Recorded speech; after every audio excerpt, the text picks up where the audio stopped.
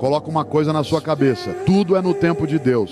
As coisas não acontecem do jeito que a gente quer. Esperar não é fácil, mas é necessário. É nesse período de espera que Deus trabalha em silêncio, preparando o melhor para você. Ele vê o que você não vê, ele sabe o que você ainda não sabe. Quando você se preocupa demais em controlar tudo, perde de vista as maravilhas que estão sendo preparadas para o seu futuro. Confie no processo. Mesmo quando as coisas parecem fora de lugar, acredite que há um propósito em cada demora, em cada porta que não se abre imediatamente. Deus está alinhando tudo para que, quando a hora certa chegar, você receba muito mais do que imaginou. Não se desespere na espera. Use esse tempo para crescer, para aprender, para fortalecer a sua fé. Porque quando o tempo de Deus se cumprir, você vai olhar para trás e entender que cada segundo de espera valeu a pena.